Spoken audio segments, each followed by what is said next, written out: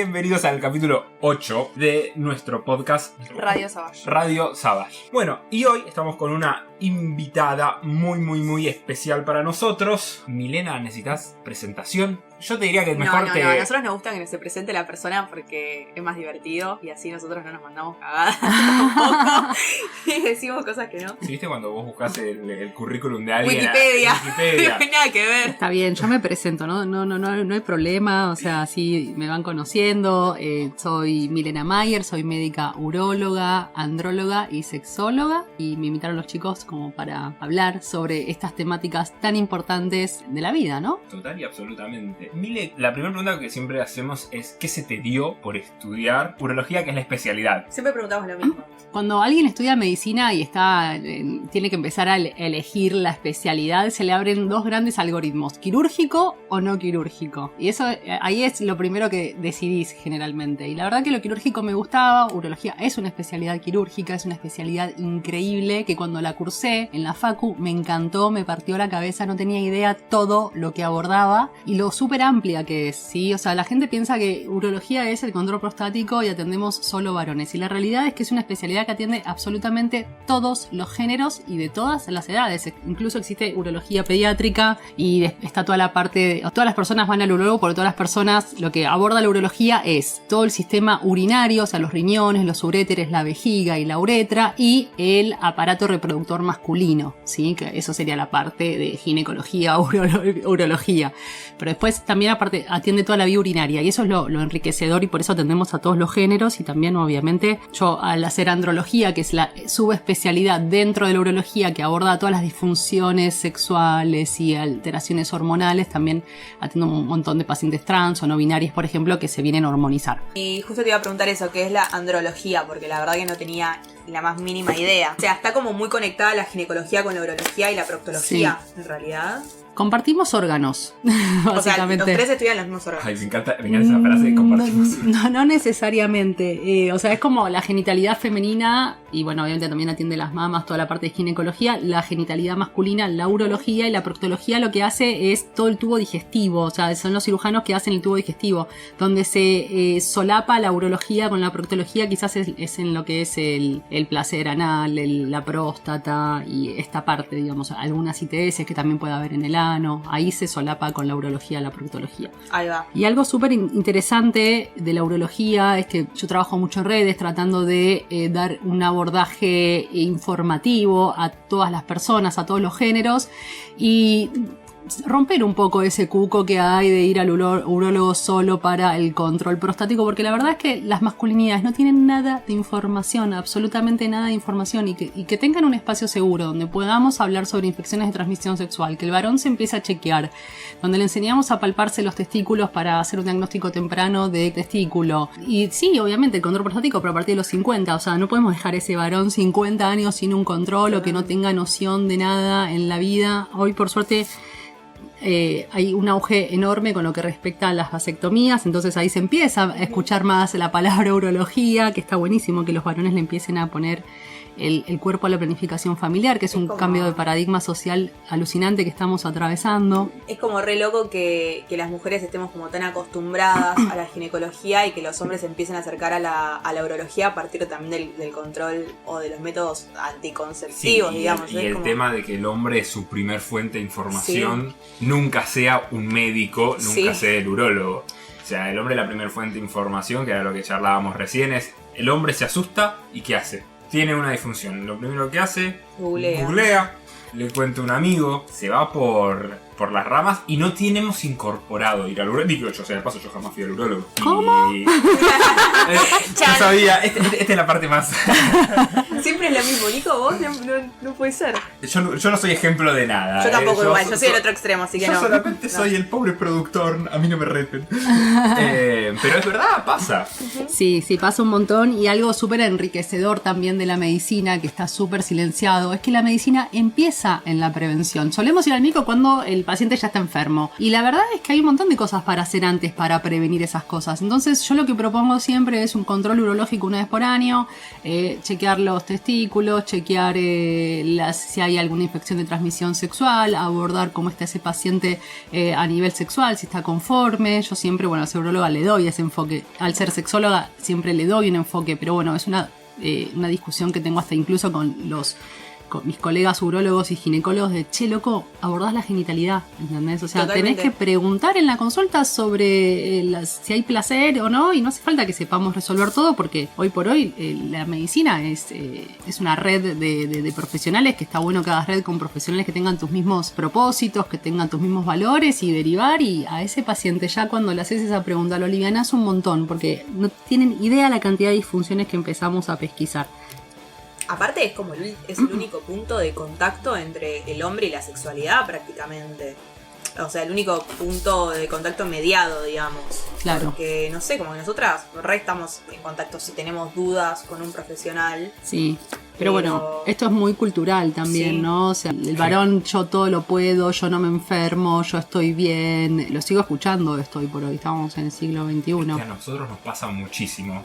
Bueno, a mí quizás en el local me pasa un poco más que a Lulita, de que a mí entra un cliente, ponele, se me acerca, me dice al video, che, ¿es algo para endurecer un poquito? Pero mira que se me para, pero para que dure un poquito más, o sea, y se autojustifica, y son conversaciones muy incómodas, ¿no? Decir, bueno, a ver, tranquilo, probaste con esto, y el comentario final es, che, ¿por qué no lo chequeas con el urólogo? ¿Por qué no vas al médico? Y quizá incluso a veces algunos medio como que no es que se ofenden, pero es como que no se sienten muy cómodos con esa respuesta. Y es un problema porque también nos cargan nosotros una responsabilidad que, a ver, yo no te quiero decir cuál es la solución porque no lo sé.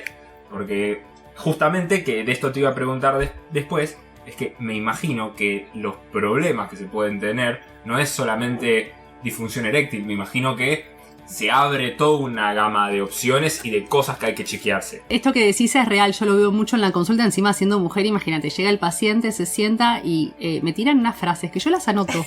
Las tengo todas anotadas. Un librito tenés que tengo hacer. Un librito y ay, por favor, decinos 2 o 3. No despierta el amigo.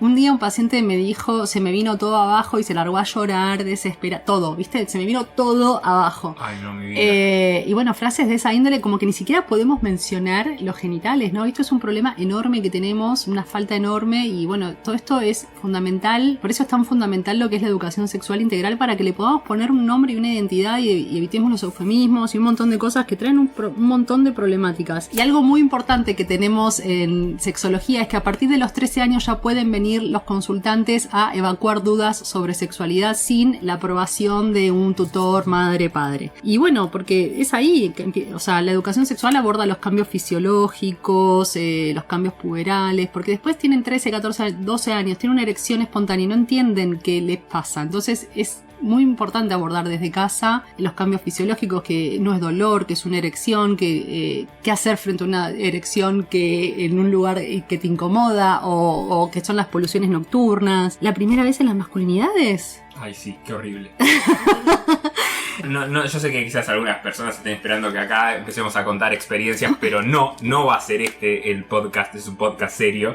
Pero sí, es real que son todas dudas que yo iba pensando justo, todas las googleé. Sí, aparte un nivel de presión, un nivel de expectativas. Es que es muy, además lo que le pasa a los varones es muy visual, ¿entendés? Se erectó, no se erectó, se eyaculó, no eyaculó. Sumado a, bueno, que somos una sociedad ultra recontra machista, el hombre como proveedor del placer, el hombre como proveedor de dinero, el hombre como proveedor a través del pene, o sea, que el tamaño del pene, o sea, son un montón de cosas que se empiezan a entrelazar, y por ese motivo viene el paciente sin poder decirnos qué es lo que les pasa, ¿no? Entonces creo que la gran contracara de todo esto es la información. Y también es loquísimo que también, si en una consulta estos temas cuestan que aparezcan, no me quiero imaginar en la vida o en la consulta con amigos, con familiares o en terapia. O sea, yo creo que de verdad es un tema como que está recontra tapado. Es el día de hoy que vienen pacientes que tienen disfunciones sexuales hace 10 años y nunca consultaron. O sea, cuando uno tiene una disfunción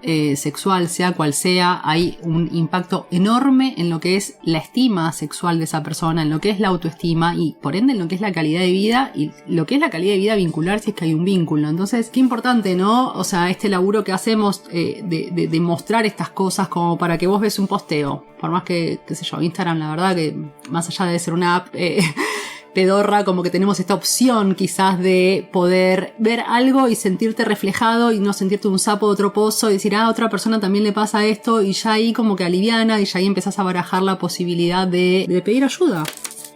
Sí, no, encima Instagram con estas cosas es bastante jodido. Ay, sí, encima. No sabe diferenciar si te estás prostituyendo o si estás brindando educación sexual integral o si tenés un negocio serio. Pero bueno, el algoritmo. La pregunta que se viene a esto es, me imagino que vos, al momento de subir un posteo, por ejemplo, de disfunción eréctil o alguna disfunción, se te llena los mensajes directos de che, vos sabés que a mí me pasa esto, o no es de pasarte. Porque, por ejemplo, Lucas nos contaba que él sube un posteo de dolor en las relaciones sexuales anales y aparecían un montón, che, vos sabés que a mí me pasa, che, vos sabés que a mí me pasa, y cómo arreglo esto, y esperando soluciones mágicas, y donde siempre la respuesta era, tenés que pasar por un consultorio. Claro, la verdad es que también hay un tema desde el lado profesional, no sé, por ejemplo, estamos hablando de masculinidades, pero no sé, bien, va una mujer al ginecólogo y dice, ay, tengo que vaginal, bueno, es normal a tu edad. O por ejemplo, en urología viene un paciente con una disfunción eréctil, bueno, tomate un sildenafil. Y la verdad es que está bueno entender la situación, el contexto de cada paciente, porque quizás ese paciente lo que está necesitando es empatía, es escucha, es sacarle todas esas presiones, brindarle información personalizada en función a lo que le está pasando, y el abordaje es otro y es más profundo como para resolverle el problema de raíz, si no va a vivir con sildenafil toda la vida y no es la idea tampoco. Claro, sildenafil es la droga del Viagra. Exactamente, el famoso Viagra, que encima, no sé, hay un boom de uso recreativo en adolescentes, pacientes jóvenes, por toda esta presión, por todas estas expectativas con las que vamos a los encuentros sexuales, y después es muy difícil sacársela a ese paciente, porque el paciente experimenta una erección, no sé, de 11 en 10 sobre 10, ¿entendés? Entonces, si vos no tomás la medicación, quizás experimentás una erección de 9, de 8, de 10, y ya ahí como que no es lo mismo, y que esto y que el otro, y hay una mirada y se exacerba la mirada sobre lo que está pasando a lo que le está pasando al pene, y te olvidás de lo que es sentir, y se arma un círculo vicioso que es muy difícil, que el abordaje es a través de profesionales. Es increíble lo que nos piden Viagra. Es tremendo lo que nos piden Viagra, y es como que uno piensa, che, pero es súper peligroso que esto se consiga así, venta libre, no sé, andá por favor a una consulta. Sí, es muy importante que la indicación siempre sea médica, porque insisto, depende el tipo de disfunción, cuál es el tratamiento adecuado para cada persona. Mire, vos sabés que la otra vez leía un post que hablaba sobre la respuesta sexual y me quedé choqueado. Tipo, ¿a qué le llaman o qué es la respuesta sexual? La respuesta sexual son los cambios físicos y psíquicos y neurológicos que se producen en el cuerpo frente a un estímulo sexual, ¿sí? Por ejemplo, la excitación es cuando en las personas con vulva ahí empieza a haber lubricación, y en las masculinidades se empieza a erectar el pene. Después lo que es la meseta, después hay un pico, que es donde se produce el orgasmo, y después lo que es la recuperación, digamos, ¿sí? Es como muy gráfico, así como una montanita, digamos, como para poder explicarlo, pero me parece... Entonces, ¿cómo arranca esta respuesta sexual? O sea, hay como un ascenso, una meseta, un pico, y lo que es la recuperación,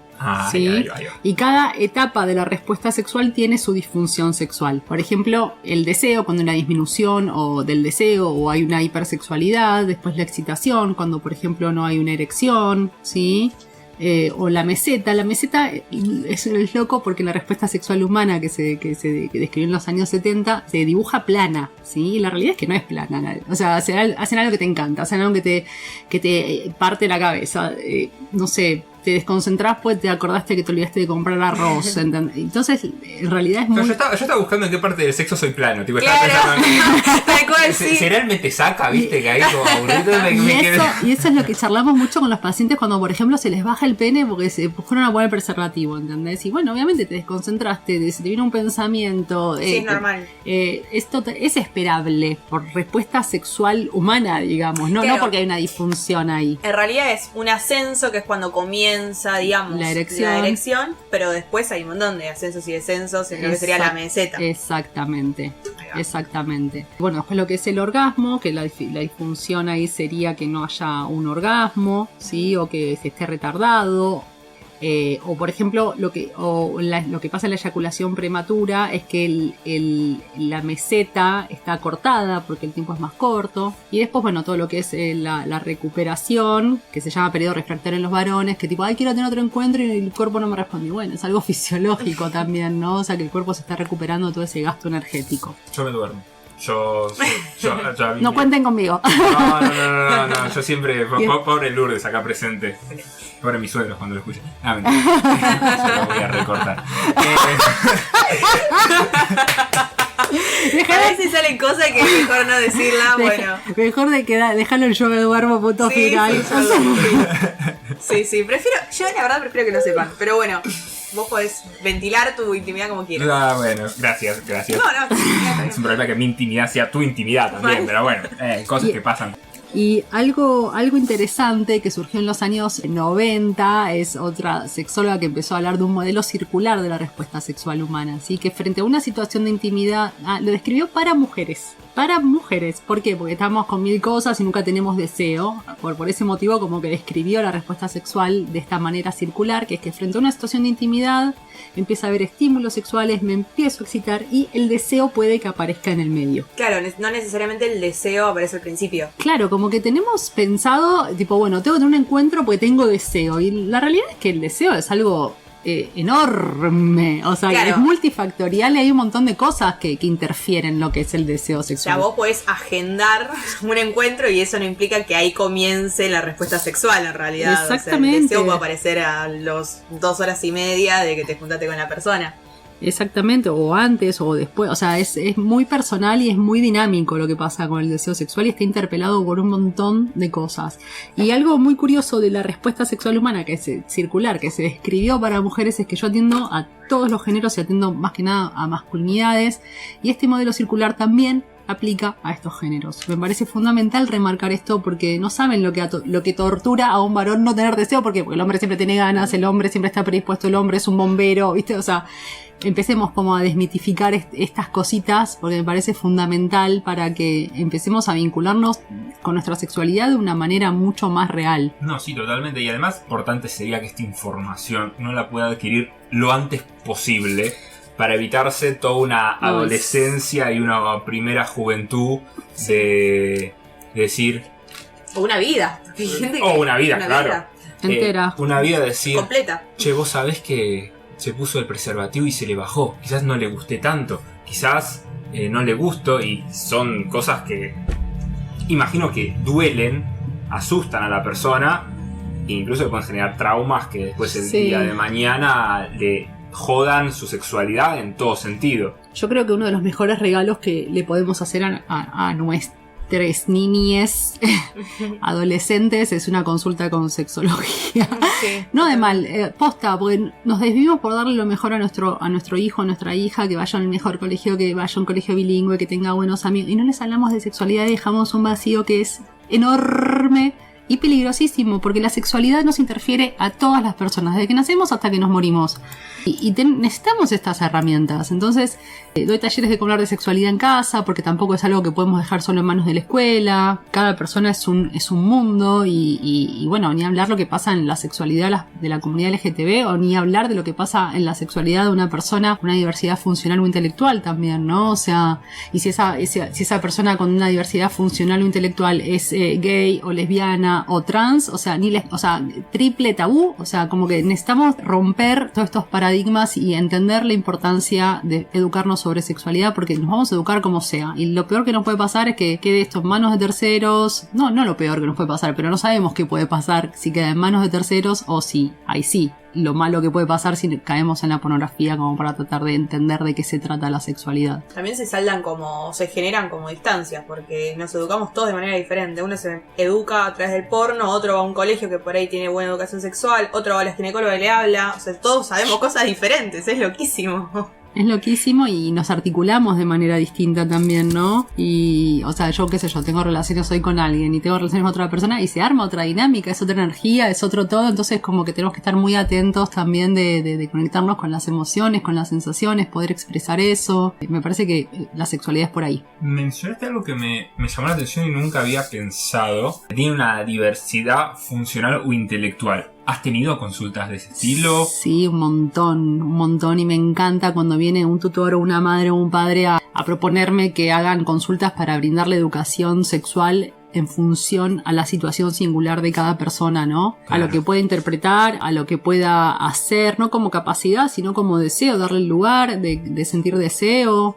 Porque generalmente un paciente, no sé, con síndrome de Down o depende de algún grado de autismo, como que se tienden a infantilizar, ¿no? O sea, como que se los tiende a angelificar, y la verdad es que la sexualidad quede en manos de otra persona y que decidan por uno y que los tilden de asexuales es una aberración, ¿sí? O sea, el placer sexual es un derecho de todas las personas y bueno, yo entiendo que tienen un montón de cosas que ir resolviendo, pero bueno, que se me acerque alguien que le brinde información de esta índole a su hija, a su hija, me parece una de las consultas más enriquecedoras que experimento. Mirá vos, la verdad, estoy sorprendido para bien. No, es un caso que no se me hubiera cruzado por la cabeza, claro, es verdad.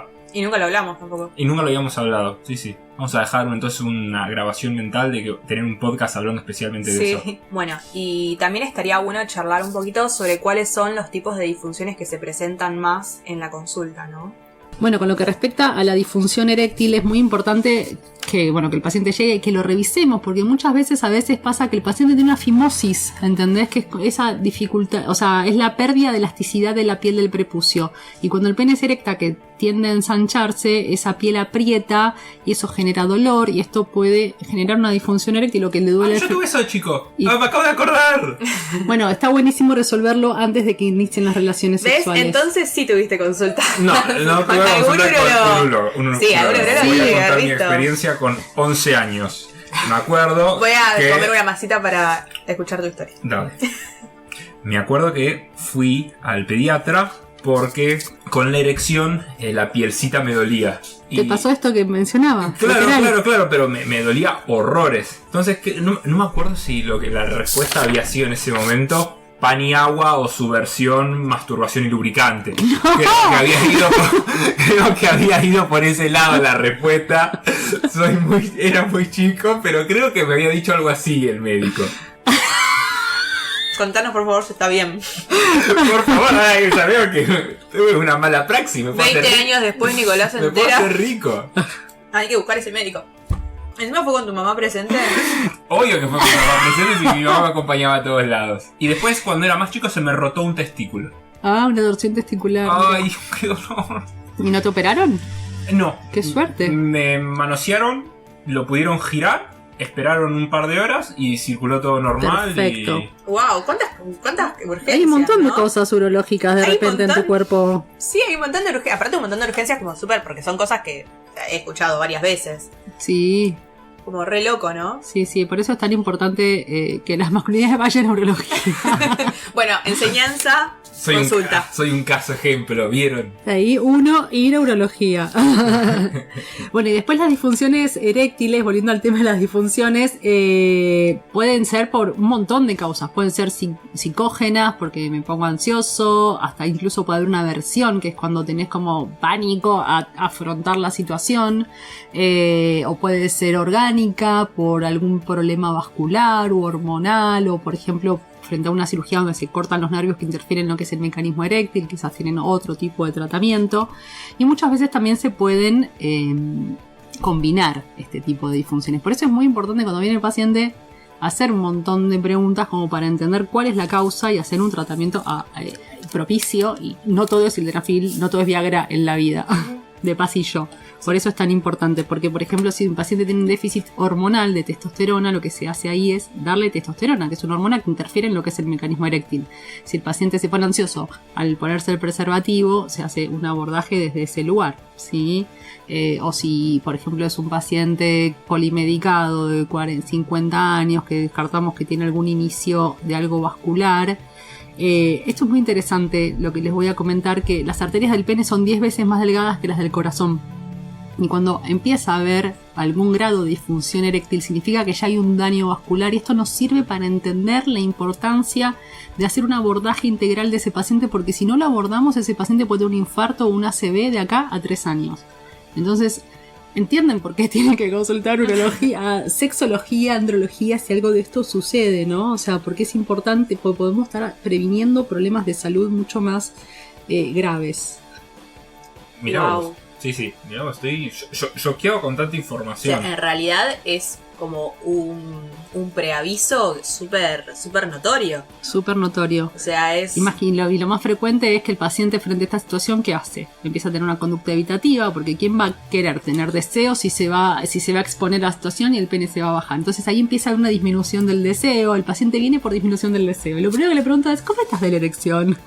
Y más o menos. Claro. Es muy importante. Entonces, y el paciente no consulta, y pasan los años, y por eso me parece fundamental. Siempre que viene una masculinidad al consultorio que viene a ver por alguna disfunción, yo aprovecho y le hago le pido un laboratorio con todo lo que se me ocurre, porque es súper enriquecedor. Quizás hace 10 años que no hubo un médico ese ser. Entonces tengo que optimizar esa consulta y brindarle herramientas de salud integral. Un bombardeo de control. Pero con cautela para no espantarlo. Y que vuelva y generar esa relación médico-paciente y esa empatía. Y es muy loco porque los pacientes vuelven y se comprometen y me aman porque se sienten escuchados, porque y las mujeres no tienen esos espacios donde sentirse seguros. Y tener un espacio donde te escuchen, donde te ayuden, donde te labures, les cambia verdaderamente la vida, porque hablar de sexualidad no es solamente lo que pasa con el pene, ¿no? O sea, es mucho más amplio, abordamos un montón de cosas que interfieren en lo que es la vida de esa persona. Y en la mayoría de los casos, estas disfunciones se pueden revertir. ¿O se pueden trabajar? Sí, desde ya hay un montón de líneas de tratamiento para lo que es la disfunción eréctil.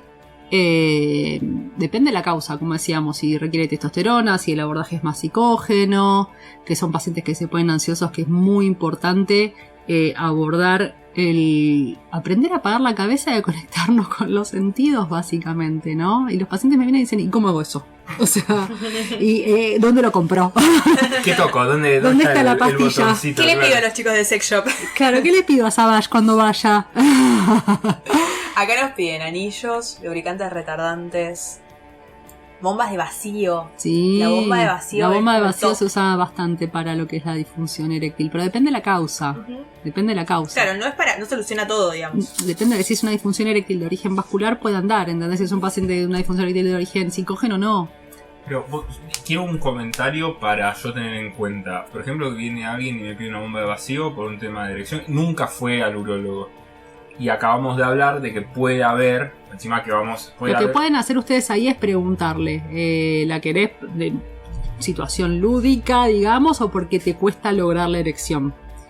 Y no, pues, qué sé yo, quizás no te confiesa la realidad porque le da vergüenza, lo que sea, pero si alguno quizás si ya llegó a esta instancia, te dice, no, sí, más o menos, depende, está con la pareja, no sé cómo buscar, entender el contexto, ¿no? Quizás, porque bueno, nosotros tenemos una uróloga de confianza que aborda estos temas y después ya queda en el paciente si consulto o no, pero vos aunque sea le avisaste y le das una solución.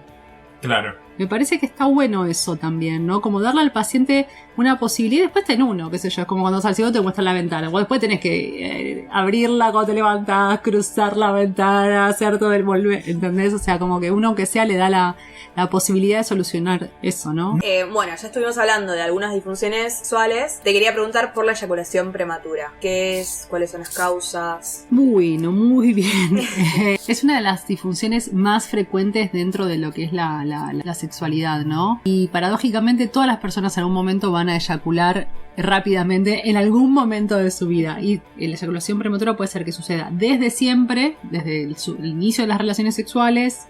Esto tiene más que ver generalmente con alguna causa más quizás orgánica, de problemas de los neurotransmisores, o secundaria, que le pasa, no sé, a partir de los 30 por X causa, ¿sí?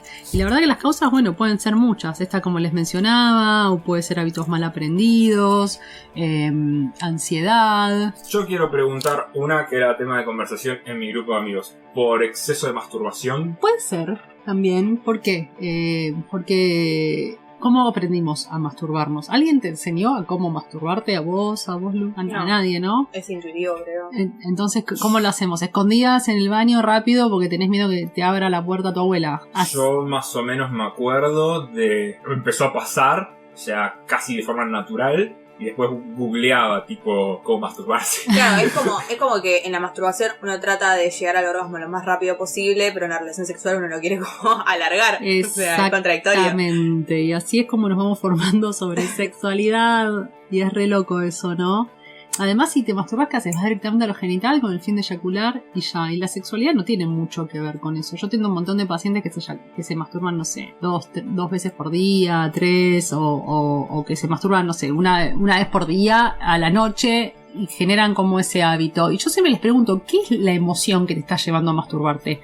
¿Es sinceramente deseo? ¿Es ansiedad? ¿Es aburrimiento? ¿Es costumbre? Porque así es como muchas veces lo hacen por ansiedad. Y bueno, estás ansioso, andá y correr una vuelta a manzana, no sé, o hacerte una meditación. Pero no masturbarte, porque si no ya empezamos a linkear la sexualidad con toda esa ansiedad, ¿no? Y eso es lo importante también, de empezar a tener herramientas y a ponerle más conciencia a lo que es la sexualidad, que me parece fundamental. Y por otro lado también nos educamos a través de la pornografía. ¿Y qué vemos? Al tipo 50 minutos, mete, saca, y así es como vamos construyendo el concepto de genitalidad dentro de lo que es la sexualidad, todo alrededor del pene y lo que le pasa al pene y nada más. Pasa a veces cuando estás en la consulta y viene alguien preocupado por eyaculación precoz, que capaz que el tiempo que duran las relaciones sexuales en realidad no es para nada precoz y tienen como las expectativas en durar 1 hora y media. Un montón de veces. Porque claro, o sea, ¿cuál es el parámetro? La eyaculación prematura tiene mucho que ver con lo que es el tiempo, por así decirlo. Por definición del libro es cuando se eyacula antes del minuto o antes de penetrar. Después hay otra definición que habla del control. Yo creo que la definición perfecta sería la combinación de ambas, ¿no? Perdón, ¿del control en qué sentido? De poder controlar cuándo eyacular. De poder tener registro de eso. Claro. ¿Es algo que uno debería decidir cuándo eyacular? Sí, o que te puedas controlar, no quiero eyacular ya, ¿sí? Y bueno, generalmente son pacientes muy ansiosos y ahí lo que tenés que proponer es un abordaje integral de la personalidad, ¿no? O sea... no podemos medicar nada más la disfunción si dejamos de lado el abordaje de lo que el paciente construye día a día consigo mismo, ¿no? Y se hizo un estudio muy interesante en Estados Unidos hace un tiempo donde medía en parejas heterosexuales cuánto tiempo tardaba el varón en eyacular una vez que empezaba la penetración, y el tiempo promedio del resultado de ese trabajo fue 5 minutos 40 segundos, ¿no? Porque las personas los varones son eyaculadores prematuros por definición, o sea, de naciendo en realidad, o sea, porque venimos de los animales que tienen ese instinto de eyacular rápido con el fin de procrear y poder estar más alertas a que no vengan nadie a matarnos. Todo el tema del placer y del tiempo es algo... Todo el tema del placer y del tiempo... No sé si vieron lo que acaba de pasar. Sí, obvio. Se noto el anteojo de Coca-Cola. Y todo el tema del placer y del tiempo es algo... es una arista que empezamos a desarrollar más los humanos, ¿sí? Entonces, esto de la pregunta, cuando viene lo primero que hago es preguntarle ¿cuánto tiempo tardás? Más, obviamente que no estamos con el reloj, ¿no? Pero cuando una noción y te dicen 15 minutos. Y, es un montón. Claro, por definición no es eyaculación prematura. Y ya poder brindarle esa información al paciente los alivian un montón, ¿no? O sea, de esa etiqueta que se le pegó Entonces vos escuchás canciones y los reggaetoneros tienen sexo... 4 horas. La otra vez discutía con ella. Había una canción que decía y te estoy chingando 4 horas. Sí, pero flaco, ¿por qué no trabajás al otro día? Me duele el epitelio. Un dolor, un cansancio, dale, déjame dormir. Me duele el epitelio. Pero aparte también la falta de disfrute, ¿no? Porque estás 15 minutos teniendo sexo pensando en que vas a acabar rápido y son 15 minutos que no estás disfrutando. Ay, sí, por eso es tan importante abordar todo esto y abordar también las expectativas, como decías, las presiones, las exigencias con las que estamos viviendo la sexualidad y conectarnos más con el sentir, empezar a identificar. Lo que se hacen estos pacientes mucho es identificar en la meseta, esa famosa meseta, cómo fluctúan los niveles de excitación, ¿se entiende? Entonces, estoy reexcitado, bueno, bajo un poco la velocidad, o sea, como ponerle conciencia a esto y registro a lo que estamos sintiendo. Generalmente son pacientes que no tienen mucho registro de estas cosas, entonces, más allá de si alguien le tira una medicación por la cabeza, insisto en tener que abordar estos temas de base para evitar que esto se perpetúe, ¿sí? Porque quizás con estas técnicas el paciente anda mucho mejor y ya está. Esto nada que ver que voy a preguntar, pero es una de esas preguntas que genera un montón de confusión. Clásica pregunta de post de Instagram. ¿Es lo mismo en el hombre la erección, no, la eyaculación que el orgasmo? No, son dos fenómenos distintos. Y se pueden separar. De hecho, tiene mucho que ver esto que mencionás con la meseta, identificarlos bien los niveles de excitación, ¿sí? Porque hay algo que se llama edging, que es tipo llegar hasta la cima y bajar, llegar a la cima y bajar. Y esta sería la cantidad de veces que sea necesario. Y esto sería, de alguna manera, la posibilidad en la que las masculinidades podrían tener la oportunidad de ser multiorgásmicos, ¿se entienden? Sin llegar a lo que es la eyaculación. Son fenómenos que generalmente coinciden, pero si identificamos esto, se pueden separar. Nico en su cabeza tiene esos fuegos artificiales de idea nueva, pregunta. No es idea nueva, es que siempre tiene ojos de estar processing. Procesando. Con nuestros amigos cantamos La Vaca Lola. Ay, qué horror. Esa es otra cosa que me parece loquísima, que el hombre tenga que durante el sexo distraerse. No sé, o sea, tiene que ver... Pensar que se murió, no sé qué, o pensar algo horrendo. Hay uno que pensaba la formación de Racing del 2010. O sea, ¿por qué no podés estar en lugar y en espacio y tiempo? No sé. Y esto me parece re loco, ¿no? De pensar algo feo o muchas veces me imagino que vienen acá al sex shop a pedir geles retardantes. Sí. Y me pasa que tenemos como varios geles que son, por lo general, el retardante es un efecto frío. Casi ninguno de los lubricantes que tenemos tiene anestesia, lo que sería la anestesia. Sí son efectos fríos muy intensos y hay algunos que hasta pueden como resultar un poco dolorosos. Entonces, realmente hay un sentido en usar un gel que es un mentolado con ¿cómo se llama? Lo que tiene que es como picante. Paprika, tiene mentol y paprika. Es como, ay, señor, por favor, no. Qué sé yo, la verdad que creo que está bueno el tema de usar geles con fines lúdicos, ¿no? O sea, si te gustan. Si te gustan. Y esto de fines, o hay muchos que existen con anestesia.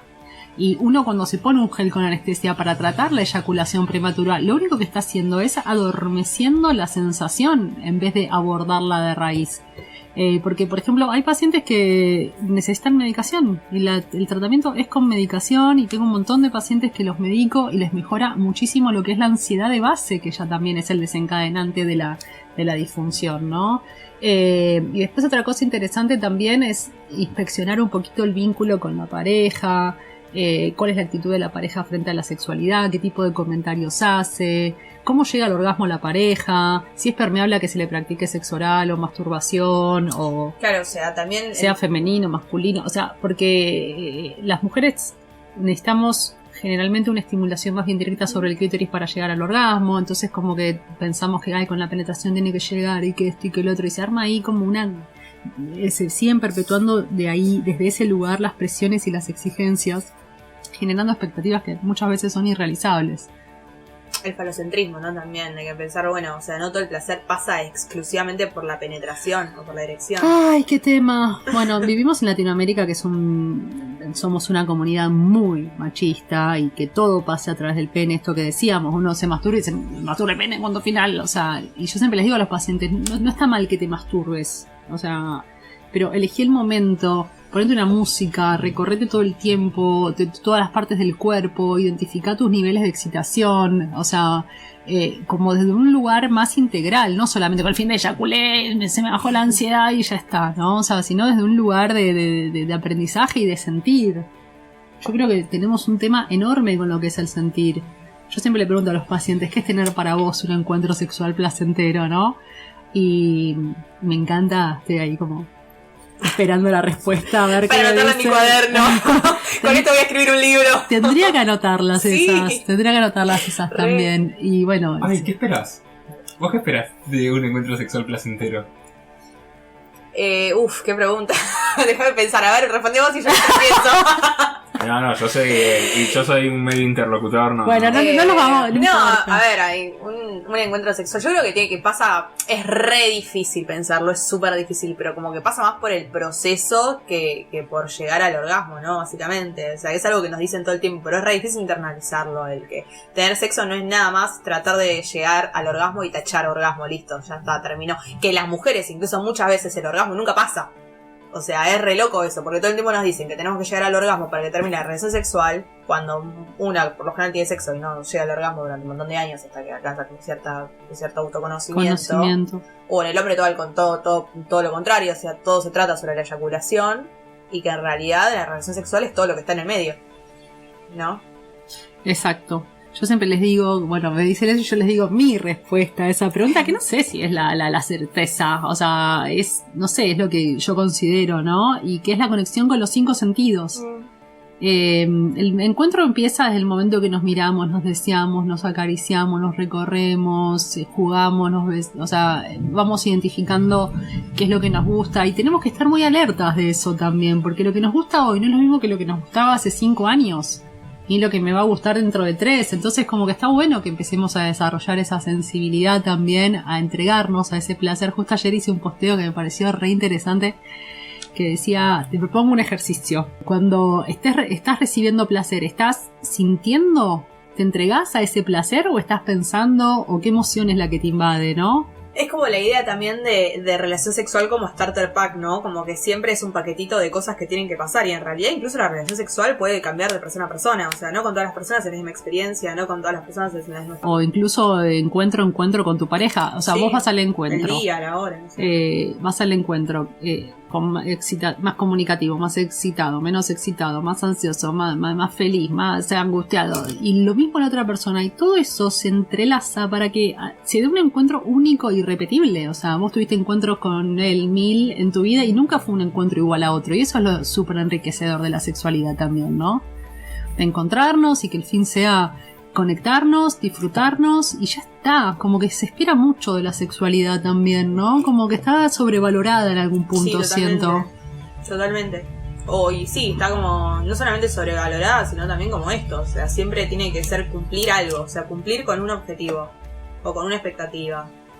Sí, por eso esto que decías me parece interesante. Es como que la sexualidad es como una arriba de la amistad de luz que tenemos. Besos, caricias, abrazos, juguetes, masturbación, sexo oral, el juguete nuevo que me compré. Entonces depende del humor del día, qué es lo que agarramos de eso también, ¿no? O sea, un encuentro sexual puede ser, no sé, besarnos, acariciarnos y le practiqué sexo oral a él y ya está, y se termina ahí. Y está bien también, ¿sí? Porque se nos arma todo ese guión rancio de lo que sí o sí tiene que suceder. Como que paremos un poquito la moto y conectemos, ¿no?, con lo que estamos sintiendo. Creo que es lo que quiero que se lleven del podcast. Totalmente. A mí lo me hizo muy bien el entender ese proceso. O sea, yo siempre lo digo, por mis primeras parejas sexuales debemos muchos orgasmos. Procede ustedes, a comer pasta frola. Para ustedes 40% de descuento, porque yo fallé en mis principios. Con el código yo salí con Nicolás. Bueno. Me lo piden a mí si no quieren hablar con él. Sí, no quieren hablar conmigo. Y yo me hizo muy bien el meterme de lleno en este mundo antes quizás de arrancar el sex shop y empezar a disfrutar un montón de cosas. Que hay encuentros más cortos, que hay encuentros más largos, que hay encuentros más divertidos, hay encuentros donde de la nada te empezás a reír porque se escuchó un ruido de un vecino y también es parte del juego, es parte de la sexualidad y lo afrontás sin la presión de tener que rendir un parcial sobre quién coge bien, quién coge mal, como si se pudiera definir el sexo bueno o el sexo malo. Pero exacto. Sí, ojalá se puedan sacar si tienen eso, sacarse esa presión de encima. Y lo mismo si van con unas expectativas que no se cumplen en una relación, poder empatizar con quizás el otro está nervioso, quizás tuvo un mal día, no es que no le gustás, sino que es que están, quizás es un día para charlar. Sí, hay días que ni siquiera son para tener sexo, te juntás con una persona y mira, la verdad que y se lo dice no una tengo pareja, ganas. Se lo dice una pareja dueña de un sex shop, o sea. Bueno, y para hacer como como un giro de 360 grados. Y entonces, por el contrario, acá vimos lo que es la eyaculación precoz. Entonces, si está lo precoz, debe estar el... Sí, la eyaculación retardada exactamente es otra de las disfunciones sexuales que vemos en el consultorio. Y bueno, también hay que estudiar al paciente porque depende la causa, cuál es el tratamiento. Generalmente en pacientes jóvenes se puede dar por consumo de psicofármacos o, por ejemplo, también pacientes que se masturban mucho. Porque ¿qué sucede con la masturbación? Generalmente son pacientes que al masturbarse miran pornografía, ¿sí? Y la pornografía es un veneno misógino que lo único que hizo fue destruirnos destruirnos nuestra ESI y aporta a todas las disfunciones sexuales. ¿Por qué? Porque un paciente que se masturba, que mira pornografía, le genera expectativas irrealizables, la mano le dice al cerebro qué presión tiene que hacer sobre el pene para que el paciente llegue al orgasmo. Entonces empiezan a hacer movimientos cada vez más bruscos, más fuertes, y eso es difícil después de reproducirlo con el ano, la vagina o la boca o la mano de nuestra pareja, ¿se entiende? Entonces ahí se arma un circuito donde vos ves pornografía, te masturbas un montón, tenés como un placer que es exponencial asegurado, que en realidad lo que nos aleja es de un encuentro real, ¿sí? Porque te masturbás de esa manera así tan fuerte, eso te genera un retardo en la eyaculación, necesitas fantasías cada vez más sofisticadas, y todo esto quizás puede hacer que en el medio del encuentro no estás conectado con tus sensaciones reales y se baja el pene porque estás en estímulos más profundos, más sofisticados, y esto obviamente que también desencadena en lo que puede ser una disminución de la libido para con la pareja.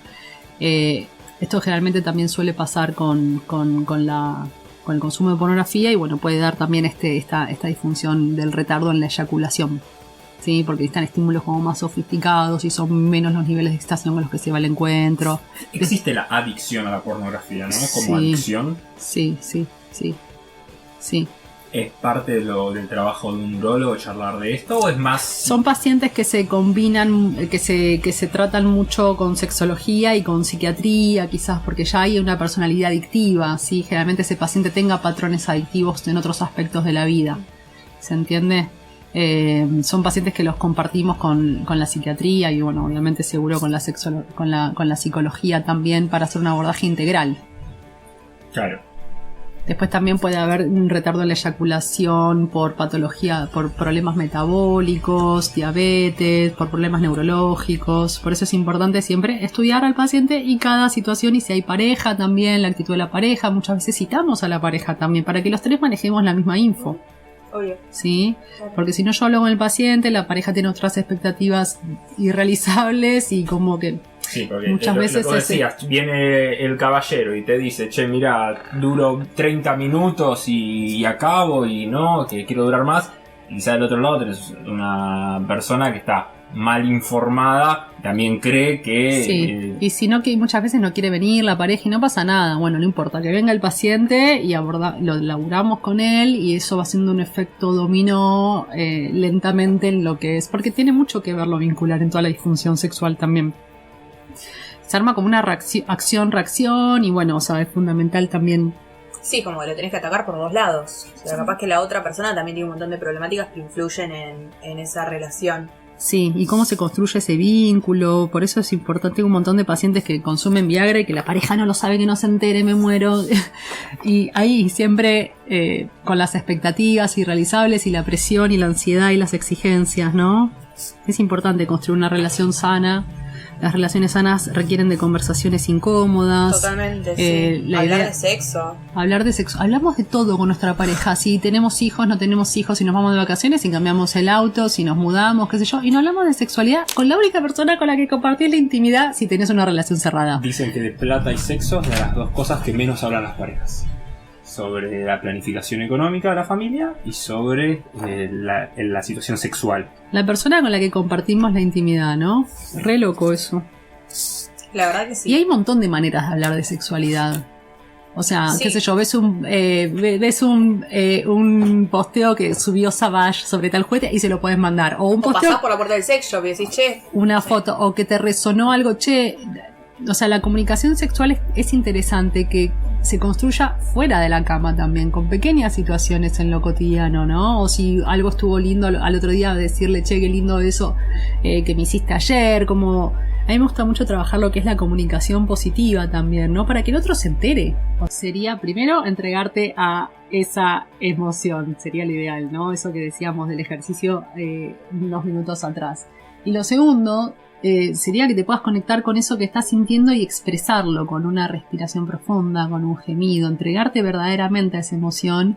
Así la otra persona también se entera que lo que te está haciendo le está gustando. Como para explicarle, sí, seguí así, que eso está bien, como para ir guiando lo que es nuestro propio placer de alguna manera.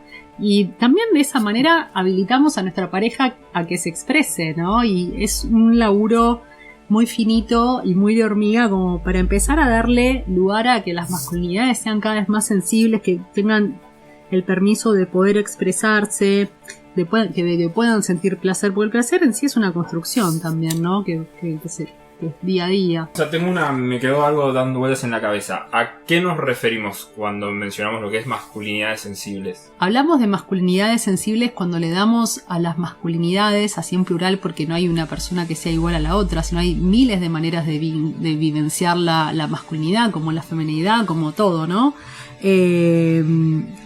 Darles el permiso de sentir, ¿sí? De que los varones sí lloran, de que también están construidos por un montón de emociones y sensaciones, darle lugar a eso, que de alguna manera esto lo puedan llevar a la sexualidad. Yo trabajo mucho con lo que hay muchos pacientes que no tienen registro de lo que les pasa, no es lo mismo la emoción, ira, que depresión, que angustia, que cansancio, que no sé, hay un montón de emociones y lo primero es identificar esa emoción, ¿no? Yo creo que esto nos puede ayudar mucho a tener encuentros sexuales mucho más placenteros, ¿sí? Y no ir pensando que a ver si se para el pene, esto y lo otro, como para ir desarrollando esta masculinidad más sensible, ¿sí? Yo trabajo mucho en lo que es el consultorio, lo que es la autogestión de placer, ¿sí? ¿Qué significa esto? Es todos los días hacer pequeñas cosas que te conecten con los sentidos y te alejen de lo que es el estar pensando. Porque cuando somos chiquitos vas al colegio, jugás todo el día, vas a la casa de tu abuela, te hace tu comida favorita y a medida que vamos creciendo nos vamos alejando de lo que es el placer, ¿sí? Lo empezamos a vivir con culpa, nos empiezan a invadir las preocupaciones, las exigencias, las presiones, vemos como el placer como algo irresponsable, ¿sí? Entonces es empezar a salir de esa culpa y todos los días conectarnos con pequeñas cositas que nos generen placer, que nos generen bienestar, que nos ayuden a sentir, porque si estamos sintiendo no estamos pensando, y si estamos pensando no estamos sintiendo. Entonces como que si estás laburando, bueno, está bien pensar, pero después cuando llegas a tu casa, como desarrolla toda esa otra parte del cerebro que te va a generar bienestar, que te va a conectar con los sentidos, que te va a ayudar a desarrollar la creatividad, porque esto tiene más que ver con la sexualidad que un resultado en sí, ¿viste? Tipo, ay, ¿cuántos orgasmos le saqué? ¿Que cuánto duré? Entonces como empezar a autogestionarnos placer como algo que tenés que buscar vos, porque no te va a venir a golpear la puerta. Hola, ¿qué tal? Llegó el delivery del placer. Y no hace falta gastar guita. Nueva fantasía incorporada. Estaría bueno. ¿Dónde se compra? El disfraz, tengo que vender el disfraz. Un disfraz Delivery de placer. De Rappi. Ah, está bueno, ¿eh? Delivery de placer. Hola, ¿qué tal? Es un buen... Llegó tu delivery del placer. Lo tengo que usar. Lo voy a registrar. Pero una estrategia de marketing. Va a aparecer un sex shop que se llame así y lo vamos a registrar. No hace falta que gastemos un montón de dinero. Pueden ser pequeñas cosas. Leer un libro. Esto que decía de los 5 sentidos, ¿no? Te vas a tomar... hacer un coffee office y agarras el café y lo lees, lo saboreás, ¿no? Y la sexualidad es eso, son esos, el tacto, ¿no? O sea, entregarnos a esa emoción. Por eso me parece fundamental todo esto. Esto me súper como lleva a nosotros nos pasa mucho que vienen personas al local y por ahí vienen hombres y nos dicen ¿qué hay para hombres en juguetes? ¿Qué existe? Y muchas veces también como que es difícil explicar cómo el placer puede pasar por otros sentidos y no solamente por la genitalidad.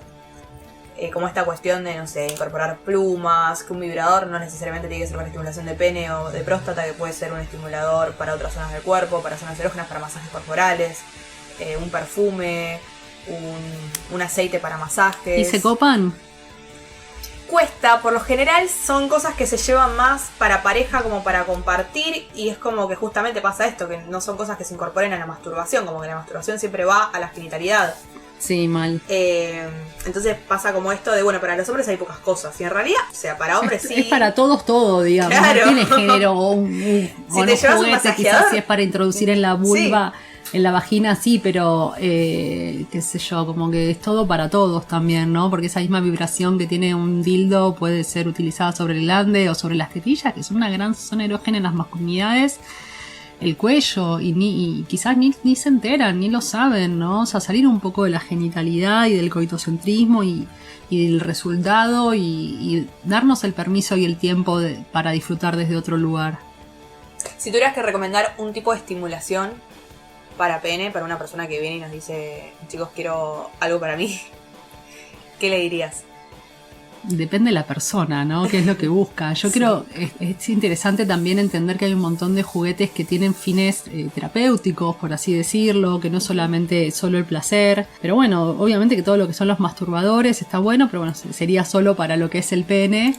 Después están todos los que son los estimulantes prostáticos que se pueden usar sobre el periné, que se pueden usar sobre las tetillas, que se pueden introducir en el ano para una estimulación más directa de la próstata. Siempre es importante como indagar un poquito qué es lo que busca esa persona, lo mismo como las personas con vulva, viste, si quieren algo externo, algo interno, algo para introducir, pero no perder esa posibilidad que tienen única y irrepetible de fortalecerle todos los sentidos a las masculinidades, por favor. Y volver a valorar también lo que es, volver a valorar también lo que es el juego, ¿no? No perder esa capacidad de juego que necesitamos para mantener vivo ese fuego y la creatividad sexual, ¿sí? O sea, aportar a lo lúdico, ¿no? O sea, de cambiar este guión que hablábamos antes. O sea, los juguetes tienen una función que es espectacular con lo que respecta a la creatividad y a lo lúdico del encuentro, como para salir un poco de la rutina que mata el deseo, mata todo. Sí, probar cosas nuevas. Y también cuando se llevan juguetes, que el juguete no vaya para cumplir una función y fin. Como también permitirse el juguete como una apertura a experimentar, ¿no? Porque sí. A veces pasa mucho de, no, me llevé este y no me funcionó. ¿Qué funciona? Claro, a veces vienen los pacientes y dicen, no, que no funcionó. Digo, que eso es una máquina, ¿viste? O sea, entendemos desde dónde nos paramos con la sexualidad. O sea, checklist.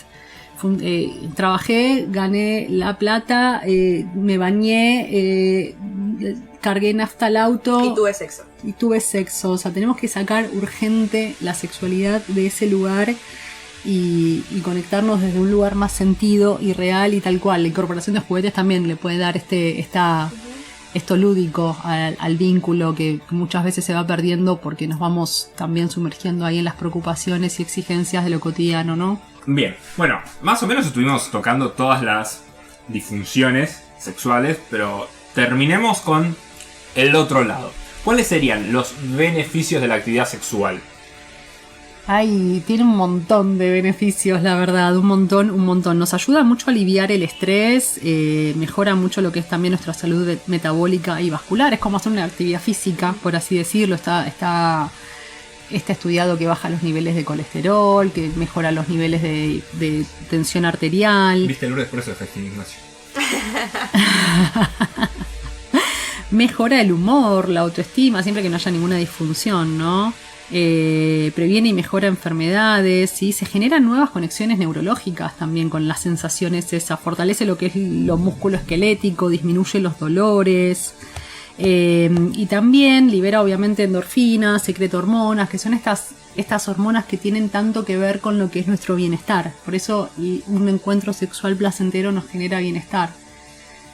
Y qué lindo que seamos activistas del bienestar a nivel sexual y a nivel de todo, ¿no? O sea, vivir la vida sin culpa y poder conectarnos con nuestro bienestar y con nuestro placer es con pequeñas cositas es una de las cosas más importantes de este mundo, creo. Es que no nos damos cuenta, pero la cantidad de gente que hacemos felices desde nuestro rubro, desde tu profesión, uno se da cuenta, pero yo pienso, nosotros tenemos más de 15.000 clientes más o menos en estos años, más o menos rodeamos los 15.000, ponele. Son 15.000 personas que en un encuentro sexual pensaron en nosotros. No en nosotros. Ay, no, tío. Pensaron que estaban ahí y dijeron, ay, Savage. Ay, sí, el chico que me atendió con esa sonrisa. No, pero sí. No, a ver, lo voy a reformar yo, así no queda Nico como que están todas las fantasías de todos nuestros clientes. Yo no tengo problema, después me pagan en el cafecito, Es increíble cómo cada una de esas 15.000 personas se pudo detener un segundo a hacer, aunque sea la más mínima reflexión sobre la sexualidad, ¿no? O sea, como el pensar, como en mejorar o en agregar algo a la relación sexual es ya como un plus.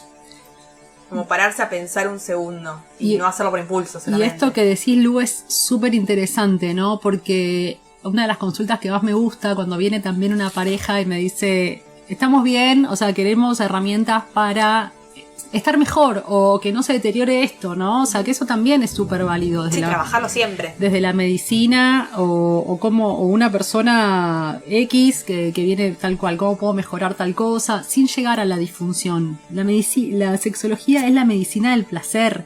Es algo recontra nuevo, está un poco atrasado, pero bueno, no importa, está existiendo, está haciendo hoy. Y es súper importante eso también, ¿no? Que le demos ese lugar al placer y poder darle entidad a nuestro bienestar psicofísico y emocional, que esto es salud también. Y nos parece tan obvio, ¿no? Porque es como que uno dice, bueno, sos urólogo, sos ginecólogo, sos proctólogo y como que tiene que estar ligado al placer, no hay chance de que no esté ligado. Y como es tan loco que durante tanto tiempo hayan sido cosas por separado. Cuando quizá había un montón de cosas que quedaban en ese bache entre la sexualidad y la medicina, o entre la sexualidad y la problemática. Sí, y sacar y desmenuzar un poquito todo lo que interviene en la sexualidad, la religión, la culpa, las presiones, las exigencias, como empezar a desmenuzar un poquito eso y poder darnos el permiso de sentir placer. Y otra cosa interesante con lo que respecta a los juguetes, esto que mencionábamos del estimulador prostático, qué sé yo, es que el placer sexual no tiene género, ¿sí? Lo que dice, ay no, que me va a hacer gay si me gusta el placer anal. O sea, la realidad que la homosexualidad es la atracción hacia la persona de tu mismo género, sino un juguete. Entonces me parece fundamental esto, que nos demos el permiso de experimentar, de explorar, de sentir, de buscar herramientas que nos hagan sentir bien y de última después sí opinar desde ese lugar, me gustó, no me gustó, a través de lo que vamos sintiendo, y darnos el permiso de sentir placer. Me encantó. ¿Cómo lo pasaron? Bien, súper bien, extrañamos mucho hablar por acá, grabar. Tocamos todos los temas y encima con esta lluvia de fondo fue hasta romántico este podcast. El podcast se va a cortar un montón, pero estamos hace 2 horas hablando re tranquilo con el ruido de la lluvia de fondo. Pasándola bárbaro. Sí, re divertido. Y el que no está contento es mi nutricionista con la cantidad, chicos, de masitas que comimos durante este podcast. Pero bueno, vale la pena. Necesitamos glucosa para el cerebro. Nos sacrificamos por ustedes. Pero bueno, cuando estemos en el crucero, acuérdense de que yo lo di todo por ustedes. O sea, no me exijan más. Claro, no lo juzguen. Pero lo más importante de todo, Mile, ¿cómo la pasaste vos?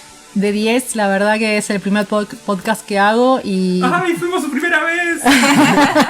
Y me lleva una sensación hermosa que, bueno, con los chicos que son unos amorosos totales y siempre mando a mis pacientes a ellos. ¿Por qué? Porque está bueno que se sientan contenidos también los pacientes desde este lugar, que quizás les da un poco de resquemor y yo sé que ellos los van a asesorar súper bien como hacen con todos los clientes.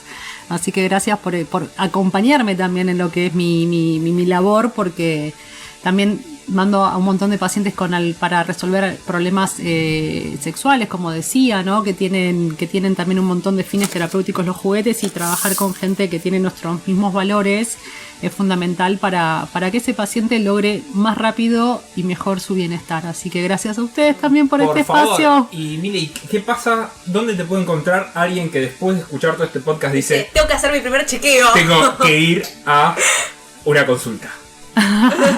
Bueno, a ver si se animan a venir al consultorio, que no mordemos, no hacemos daño, simplemente te brindamos información personalizada en función a lo que le pasa a cada ser humano. Me encuentran en Instagram, @conciencia, todo con C y todo junto, y sexualidad, conciencia y sexualidad. Y bueno, ahí tienen también un montón de info para ir complementando con los podcasts, info profesional copada, como para que podamos ir desarmando las creencias erróneas que están en nuestra mochila. Así que muchas gracias por este espacio y nos vemos pronto. Bueno, muchísimas gracias. Un besito. Este fue el capítulo número 8. Y esperamos que salga el 9 pronto también. Sí. Algún día. Hace un año no hacemos... volvía con el chiste de berreta de... Claro, estamos en enero. Bueno, fue un placer y bueno, los veremos pronto. Besitos. Chao. Volví a hacer el chiste.